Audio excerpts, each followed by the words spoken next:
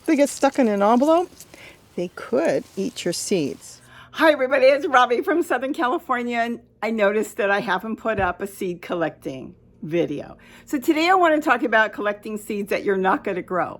Not going to grow? What is she talking about? Here's the thing. You know, about a year ago, there were no seeds to be found. There was a short time that a lot of seed companies shut down. They had to stop because they had so many orders. Well, seeds aren't something you could say, wow, I sold 1 million seeds. I'm going to go in the back room and produce some more. It doesn't work that way. What they have is what they have. And once they're sold, they're gone. So what you should do, in my opinion, just my opinion, is if you've got seeds around, I'm sure you do, you're not under snow yet, collect some seeds. Make sure they're dry and there's no insects in there. Don't worry if you've got some leaves or different things in there. The main thing you don't want is you don't want it to be damp in any way, and you don't want any insects in there. Go around your yard, collect it, label it, and put it in those envelopes that come with all your bills.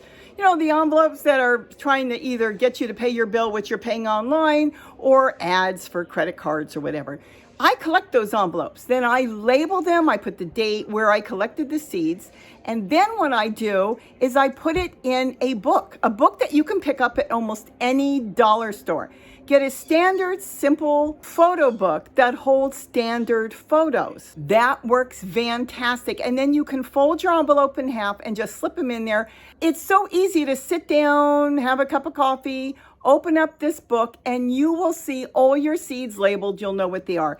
Now, even if you don't grow them, and even if you go buy them next year, the ones you want to grow, you've got them in case of an issue. In case you can't find seeds, you've got a start. You've already got some seeds that you can start to grow. So I do go around and I collect things like I did parsley, and I even collected some celery, purslane, anything you've got. You want to do some kale or collard if you've got, it doesn't matter. Even if it's just a few, then file them away. And if they're dry and they're bud free and they're in your booklet, put in a nice dry place. They could last for years, depending on the seeds.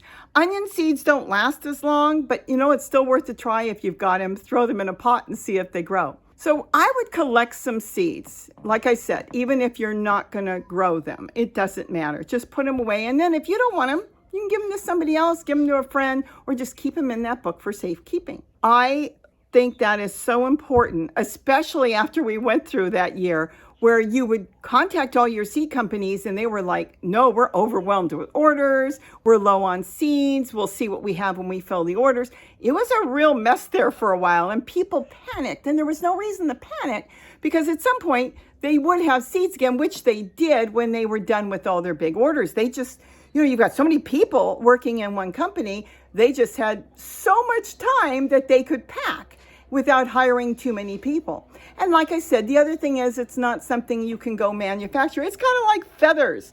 You can't sell all your feathers and then say, oh, we've got a big order. They want 1,000 feathers. You can't make them. The birds make them. Well, it's the same thing with the plants. The plants make the seeds. And when they're out, you've got to wait till the following year. So if you've got squash, save some of those seeds, just rinse them in a strainer, then dry them really well. And once they're dry, put them in those envelopes that you get for free with your bills and stuff. And if you don't, well, you can always fold them in a piece of paper.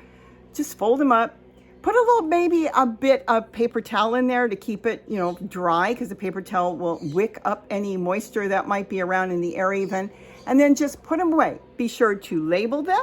Be sure to date them. And you can put any other information as far as if it was sweet, if it was sour, if it was bitter, if it was great, if it was something you loved, and where maybe it grew. I have seeds I collect on my deck. I have seeds I collect in the garden.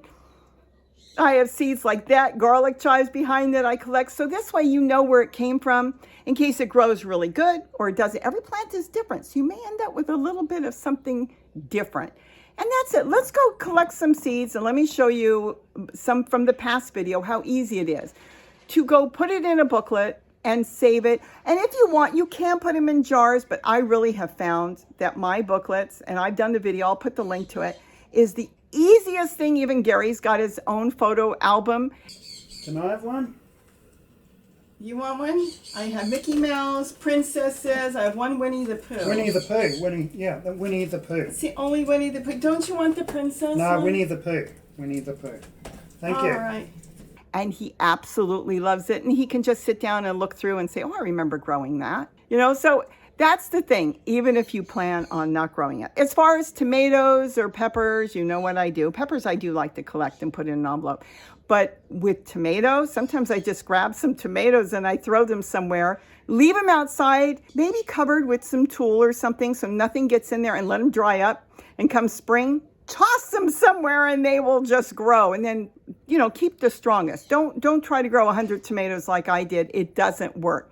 100 tomato plants are grabbing from each other. Look at this. And you want to have 1 or 2 plants in one pot. So this way they get all the nutrients, they get everything they need, and it works out so much better. Sometimes less is better than more when it comes to planting your seeds. And this way you'll be ready in case there is an issue, in case you can't find the seeds. And then once you find the seeds you want, well, it doesn't matter. So that's just my thought on that. But as you can see behind me, I do collect a lot of my seeds. My squash seeds, when you collect those, a lot of times will not grow true.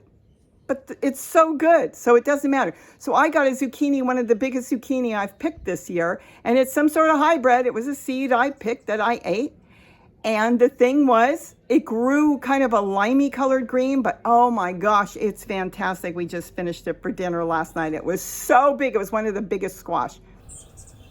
These are onion chives. And onion chives are a slender green plant that has a really mild flavor, and that's why it's used on baked potatoes, salads, stews, whatever you want to put raw onions on.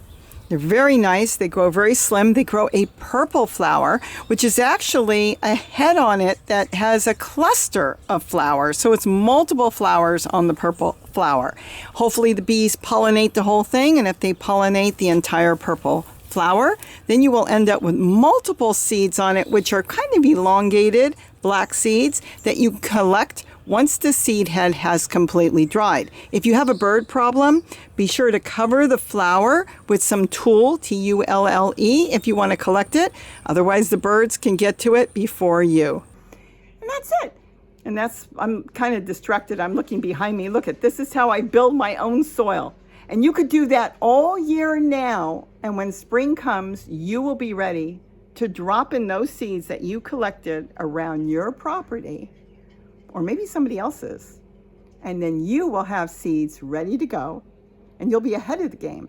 And then on top of that, like I said, go buy the seeds you want, select the varieties. I'm growing these days more of things that I want to eat. I'm kind of done with the idea of just growing to grow. I end up with stuff just growing. I want to grow a lot of tree-colored. I love that, and I love that for compost tea, and I like that to eat it, and there's a lot of different things, and they're beautiful, and the birds perch on them, so I'm going to grow a lot of tree-colored. Now, tree-colored you only get by cuttings. Don't look for seeds or it won't grow true.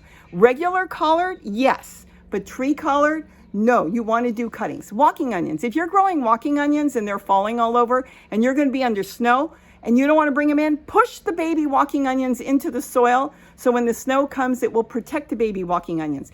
If the baby walking onions are hanging, they'll dry out and they may not make it when spring comes. Or you can bring those in. I've got a window full of them now growing in pots everywhere, and I can transplant them now or transplant them in months from now when I'm ready. So I hope I've given you some ideas on collecting seed, even if you're not going to grow it. The point is you'll have it if you need it, and if you don't need it, well, that's good. It's always better to have something even if you don't need it, because when you're scrambling, looking for something, that's when you panic. You won't panic.